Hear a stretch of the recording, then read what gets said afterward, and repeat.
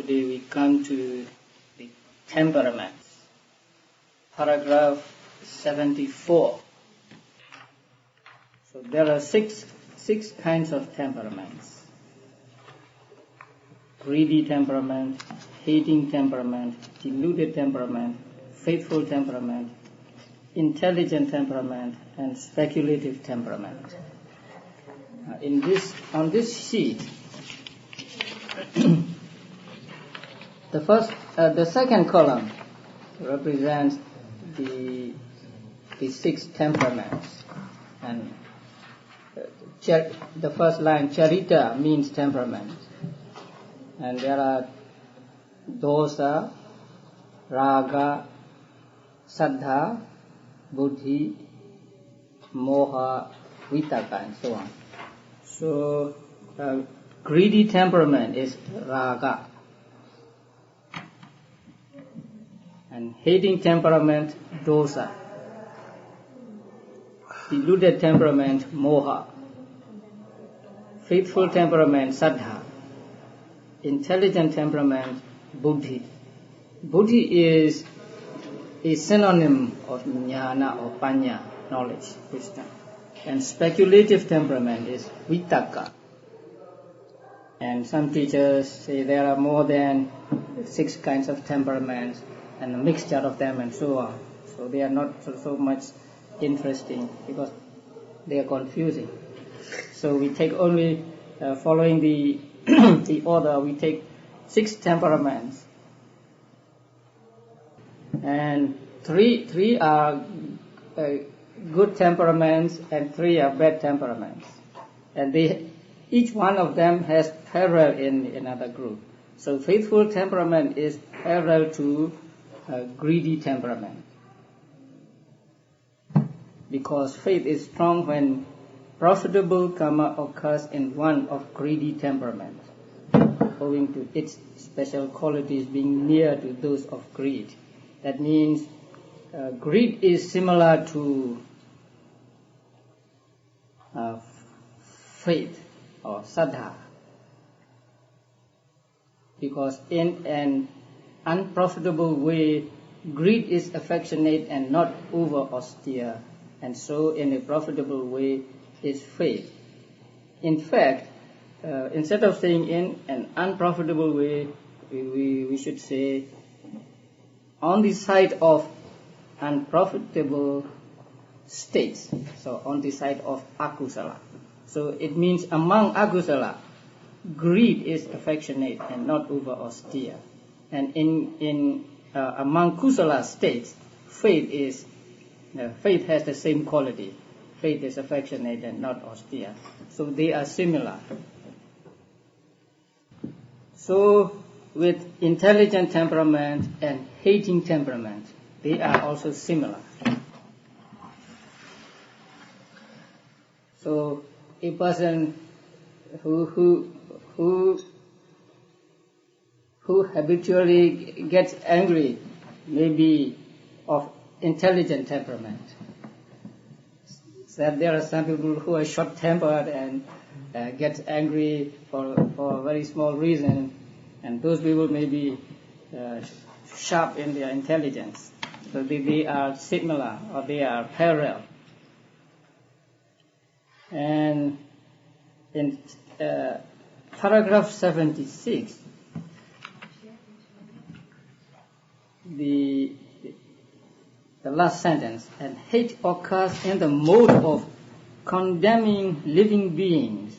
The Pali word here is avoid. Does condemn mean avoid? No. No. Condemn means judge. I see. But here avoiding. So hate occurs in the mode of avoiding living beings, while understanding occurs in the mode of avoiding formations. Formations means mind and matter, sankhara. And then speculative temperament has its parallel in deluded or moha temperament. They are similar.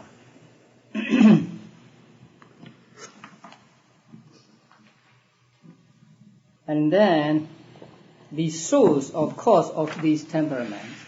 A discussion on the source of temperaments. Here also, first the author gives the reason given by other teachers, and then he said they are all inconclusive or indecisive. Now, on next page, page 104, paragraph 80, as some say, so there is a footnote. Some is said with reference to the elder Upatesa, for it is put in this way by him in the Visuddhimagga. Now, there was a book called Visuddhimagga, and it was written before Visuddhimagga, and it was written by an elder named Upatesa, and it was written in Pali language. There is a book by Professor Babat, a comparative study of Visuddhimagga and Visuddhimagga. And in the sub-commentary to Visuddhimagga, we call Visuddhimagga a commentary, although it is not a commentary of one particular sutta or one particular collection. It is a common commentary of all suttas. So we call Visuddhimagga a commentary. And so there is a sub-commentary on Visuddhimagga. And the name of the elder as well as the name of the book was mentioned in the sub-commentary. So in the Visuddhimagga itself, nothing is mentioned, just say some say. So some refers to the elder Upatesa, who wrote the book Visuddhimagga. So in that book, it is said that there are three kinds of temperament to begin with, have their source in previous habit, and they have their source in the elements and humors. Elements mean the four great elements, earth element, water element, and so on. And humors, what's humors? Moods, dispositions. Yeah. Here, humors means something in the body. Wind, flame, and what is the other thing? Wild. Something like that. Humors. Blood also. Are they called humors? In medieval England they had that kind of. Yes. So they are the sources for the kinds of temperaments. So in previous habits and also the elements and humors. And apparently one of greedy temperament has formerly had plenty of desirable tasks and gratifying work to do, or has reappeared here, that means reborn here, after dying in heaven. So a person who dies as a deva and then reborn as a human being, he tends to have the greedy temperament. And one of hating temperament has formerly had plenty of stabbing and torturing and brutal work to do, or has appeared here after dying in one of the hells or the naga existences. So one who is reborn after dying from hell or after dying from the existence of serpents tends to have hating temperament. And one of deluded temperament has formerly drunk a lot of intoxicants and neglected learning and questioning, or has reappeared here after dying in the animal existence. So this is according to the previous habit. And then they are explained according to the elements. The person is of deluded temperament because two elements are prominent, that is to say the earth element and fire element and so on. So one who has these elements prominent in his body. So that person tends to become deluded temperament and so on. But not all those who have plenty of desirable tasks and gratifying work to do and who have reappeared here after dying and in heaven are of greedy temperament and so on. So they are not conclusive. But the author gives the exposition given by the teachers of the commentary. That means given by the Theravada tradition. And they said that the fact that these beings have prominence of greed, prominence of hate, prominence of delusion, prominence of non-greed, non-hate and non-delusion, and that is governed by previous root cause. For when in one man at the moment of his accumulating rebirth-producing karma, greed is strong and non-greed is weak, non-hate and non-delusion are strong and hate and delusion are weak, then his weak non-greed is unable to prevail over his greed, but his non-hate and non-delusion being strong are able to prevail over his hate and delusion. That is why on being reborn through rebirth linking given by that karma, he has greed, is good-natured and unangry and possesses understanding with knowledge like a lightning flash. Now, at the moment of his accumulating rebirth-producing karma, greed is strong and non-greed is weak. Here, it does not mean that the karma and greed or non-greed arise at the same time or at the same moment. Because greed is unwholesome mental state and non-greed is wholesome mental state. So they cannot arise together. And the karma which gives results as relinking in human existence and so on is good karma. Kusala, wholesome karma, and it cannot be unwholesome karma.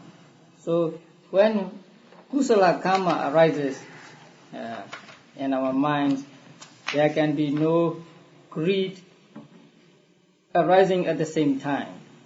But he has greed before and after that karma. So that is what is meant here as at the moment of his accumulating karma. Not they arise at the same time, at the same moment, but the karma is influenced by, say, strong greed and non-greed and so on. So when at the moment of accumulating karma, greed is strong and non-greed is weak and so on, then there is this difference in being of different temperament. Okay.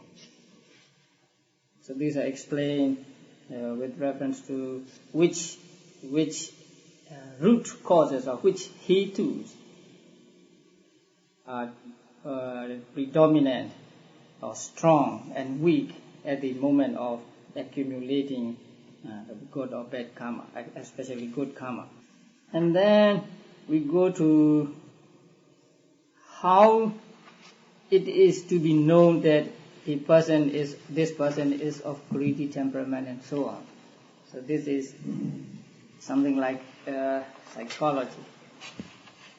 So we guess the temperament of a person by the posture he takes, by the action, by his manner of eating, by his seeing, and by the kind of states occurring in his mind. So they are explained in detail. Now, when one of greedy temperament is walking in his usual manner, he walks carefully, and that means he walks gracefully. Puts his foot down slowly, puts it down evenly, lifts it up evenly, and his step is springy. What is springy? Bouncing. Bouncing? No. The explanation given in the footnote is that the footprint, when Buddha left a footprint, then his footprint is even. There is no, what do you call? Dent. No dent or no dent. But the footprint of ordinary people have something not touching evenly. So springy means not touching in the middle. That is springy. So by the Buddha was flat-footed. That's right. Yes, it says said to be flat-footed. And one of hating temperament walks as though he were digging with the points of his feet, puts his foot down quickly, lifts it up quickly, and his steps is dragged along. And deluded temperament walks with a perplexed guide, puts his foot down hesitantly, lifts it up hesitantly, and his step is pressed down suddenly. And then a verse. And this is said in the account of the origin of the Magandiya Sutta. In that sutta, the name of the man was Magandiya, and he had a beautiful daughter. So he wanted to give his beautiful daughter to a deserving man, but he had not found one yet. So one day he saw the footprints of the Buddha, and so he knew that this footprint belongs to an extraordinary man. So he followed the footprints, and he came to the Buddha and offered his daughter to the Buddha. So this verse was uttered by him when he saw the footprint of the Buddha. So it was not of a greedy person, it was not of a hating person, it was not of a deluded person, but it must belong to a very extraordinary person. And then in paragraph 89, about the middle of the paragraph, and he sleeps in a confident manner. Actually, he sleeps in a pleasant manner, pleasant to look at, something like that, not confident. And a little further down, with his body flung down, he sleeps with a skull. What is skull? Scowl? Yeah. Frown? Or... Yes. With a frown. That's right. And then two lines down, one of the deluded temperament spreads his leg all. How do you pronounce that? Awry. Awry. That means. Not symmetrical, all over the place. Right, yes. That's right. And sleep mostly face downwards with his body sprawling. And when he walks, he gets up slowly, saying whom.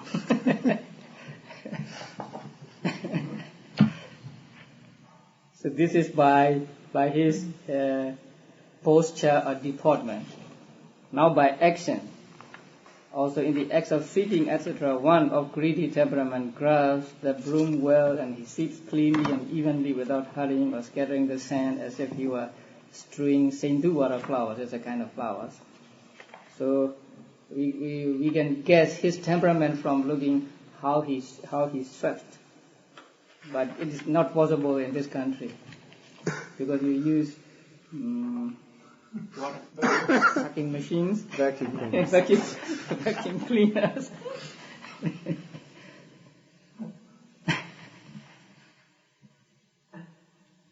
And then by eating, one of greedy temperament likes eating rich, sweet food. So those who like sweet food are said to be of greedy temperament. And one of hating temperament, he likes eating rough, sour food. So if you like sour food, you may be one of a hating temperament.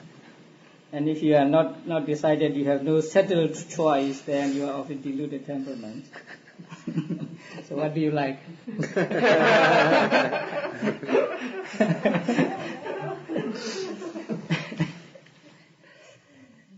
I like sour food.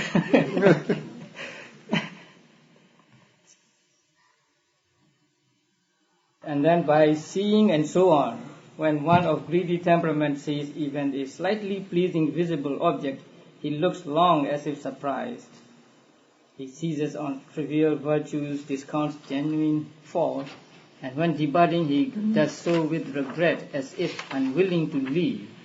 With regret, the actual word used is with attachment. He has attachment, or he has something like a concern for that object. Attachment? Attachment, yes. And one of hating temperaments is even a slightly unpleasing visible object. He avoids looking long as if he were tired. He picks out trivial faults, discounts genuine virtues, and when departing he does so without attachment or regret, as if anxious to leave, and so on. Then, for the deluded, if he hears others criticizing, he criticizes. If he hears others praising, he praises. But actually he feels equanimity in himself. I want to use indifference instead of equanimity. Mm-hmm. So indifference in himself, the indifference of unknowing. So here indifference means not knowing, moha. So too with sounds and so on. And then by the kind of states occurring, one of greedy temperament, there is frequent occurrence of such states as deceit, fraud, pride, eagerness of wishes, greatness of wishes, discontent, foppery, and personal vanity, and so on. And then for the faithful temperament, there is frequent occurrence of such states as free generosity, desire to see noble ones, desire to hear the good Dhamma, and great gladness. In the original, it means of frequent gladness. So he gets gladness frequently, not necessarily great. And then on page 109, bottom line, things suitable for those of different temperaments. So, for one of greedy temperament, a suitable lodging is unwashed, sealed and stands level with the ground, and it can be either an overhanging rock with an unprepared privilege, a grass hut or a leaf house, etc. It ought to be splattered with dirt, full of beds, dilapidated, too high or too low. It is opposite of his temperament. He is of greedy temperament, and so it is suitable. The bed lodging is suitable for him. And then, with regard to the bowl, because he's talking about monks, and the right kind of bowl for him is an ugly clay bowl, disfigured by stoppings and joints, or a heavy and misshapen iron bowl, as unappetizing as a skull. Now, some words are misplaced here. And the right kind of bowl for him is an ugly clay bowl, or a heavy and misshapen iron bowl, disfigured by stoppings and joints. I see. Because if an ugly clay bowl has defects, then he has to throw it away, because it may have cracks and it's difficult to make amends. But an iron bowl, if it becomes if it has holes or something, then you can put rivets or stoppings and joints to make to keep the bowl together. So a heavy and misshapen, disfigured by stoppings and joints, should qualify the heavy and misshapen iron bowl. And on page 111, paragraph 101, the right lodging for one of deluded temperament has a view and is not shut in, where the four quarters are visible to him as he sits there. He is of deluded temperament, so he needs space, large space. As to the postures, walking is right. The right kind of object for his contemplation is not small, That is to say, the size of a winnowing basket or the size of a saucer. That means not the size of a winnowing basket or not the size of a saucer. Those are small objects. But a person of diluted temperament needs large objects. Suppose he wants to practice earth kasina meditation, looking at the earth disk or earth. So if he is of a diluted temperament, he needs to have a big plot of land or something to look at, not just a small earth disk, because his mind needs to look at a larger object. So the object for his contemplation is not small, that is to say, not the size of a winnowing basket or not the size of a saucer. For his mind becomes more confused in a confined space. So the right kind is an amply large kasina, maybe about the size of a tennis court or football, maybe a football field.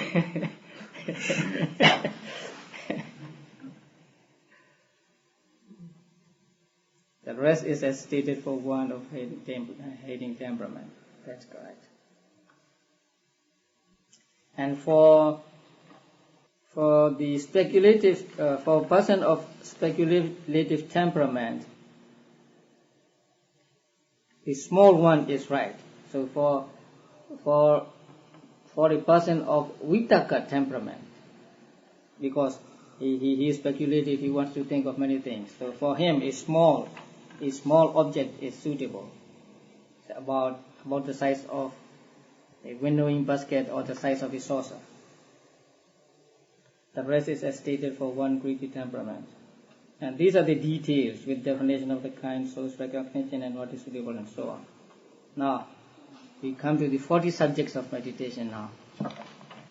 So the 40 subjects are given in paragraphs 104 and the following. So 10 kasinas, the meaning of the word kasina means all or total. So when you look at the disc, you look at the whole disc, so whole or total. 10 kasinas and 10 kinds of foulness, 10 recollections, 4 divine abidings, 4 immaterial states, 1 perception, 1 defining. So altogether 40 subjects. These are the 40 subjects of samatha meditation. Here the 10 kasinas are these: earth kasina, water kasina, fire kasina, air kasina, blue kasina, yellow kasina, red kasina, white kasina, light kasina, and limited space kasina. So there are 10 kasinas. And how to prepare for this kasina and how to practice will be explained in the next chapter. The 10 kinds of recollections are these: recollection of the Buddha, that means the recollection of the qualities of the Buddha, recollection of the Dhamma, recollection of the Sangha, recollection of virtue, that means one's own sila, recollection of generosity, recollection of deities, recollection or mindfulness of death, and then mindfulness occupied with the body, mindfulness of breathing, and recollection of peace. Peace here means nibbana. These are the 10 recollections. And then the 4 divine abidings are these: loving kindness, compassion, gladness or sympathetic joy, and equanimity. The 4 immaterial states are these: the base consisting of boundless space. The 4 immaterial states are just the 4 arupa vajara, the formless types of consciousness there. The base consisting of boundless consciousness, the base consisting of nothingness, and the base consisting of neither perception nor non-perception. The one perception is a perception of repulsiveness in nutriment or in food. The one defining is the defining of the 4 elements. That means trying to see the 4 elements clearly, one different from the other. So this is earth element, this is water element, and so on. This is how the exposition should be understood as to enumeration. So these These are the list of 40 subjects of samatha meditation, as to which bring access only and which absorption. Now, the samadhi, if you remember, is divided into different kinds, and there is a division into neighborhood samadhi or neighborhood concentration, and or access concentration and absorption concentration. Some subjects of meditation can lead to access concentration only and not to absorption, and the others can lead to absorption also. So, as to which bring access only and which absorption. The 8 recollections, accepting mindfulness occupied with the body and mindfulness of breathing, the perception of repulsiveness and nutriment, and the defining of the 4 elements, are 10 meditation subjects that bring access only. You may look at the chart here. And you look at the jhana column, the last column. If we say no jhana, that means they can lead only to access concentration. They cannot lead to jhana concentration. So if you practice the recollection of the Buddha, you may get just the concentration of mind, but you will not get jhana through that type of meditation, because the qualities of the Buddhas are profound, and there are many qualities to keep your mind on, and so it cannot help you to get real strong concentration or to get jhana. So the 8 recollections, the perception of repulsiveness and nutriment, and the defining of 4 elements can lead you to the gaining of excess concentration only. You will not get jhana if you practice those meditations. 8, then 1 perception and 1 defining. So you look at no jhana. Or if you look at here, AP means absorption development. P means preliminary, and UP means access, and AB means absorption. The others bring absorption. So the others, if you practice the other subjects of meditation, you can gain jhanas or absorption. Then as to the kind of jhana, again please look at the jhana column. Among those that bring absorption, the 10 kasinas, together with mindfulness of breathing, bring all 4 jhanas. 4 means here 5. Because, there are 2 ways of describing jhanas, according to 4-fold method and 5-fold method.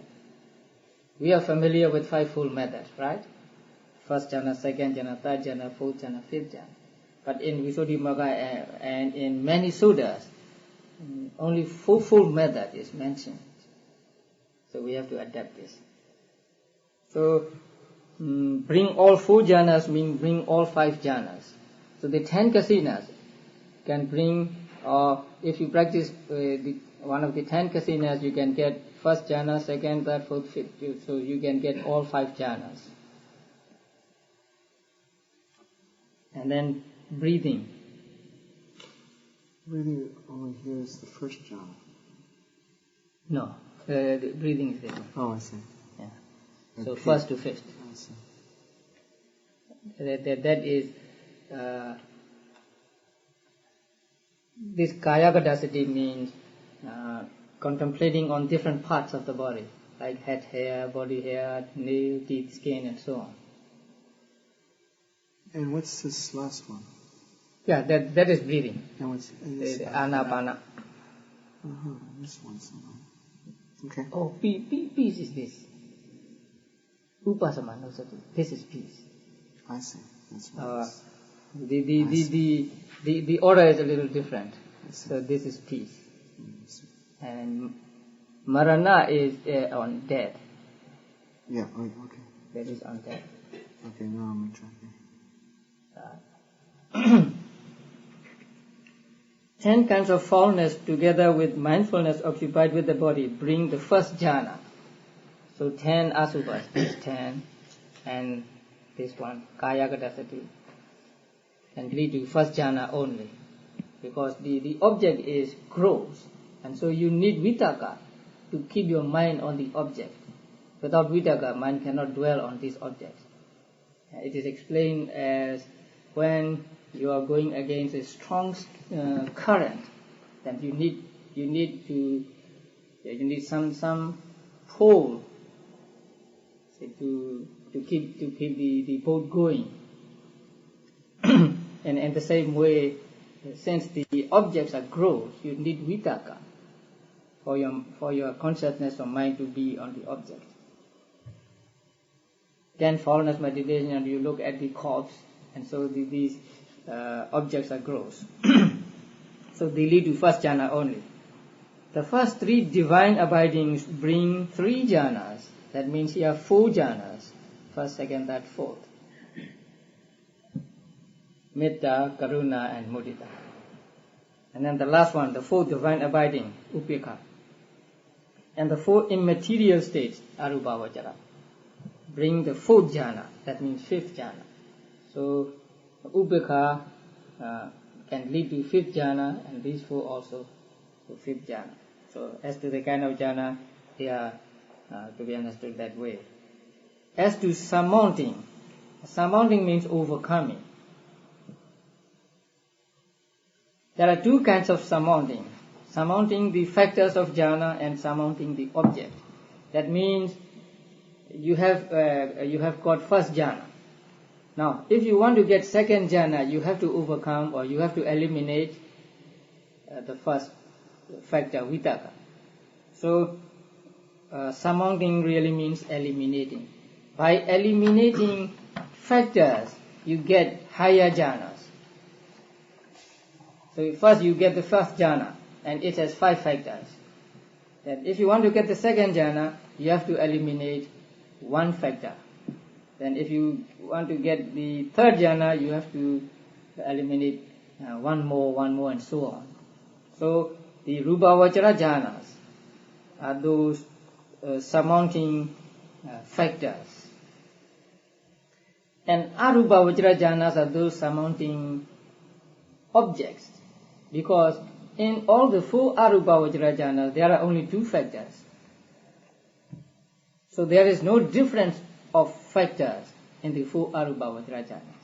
But what makes them different is the object they take.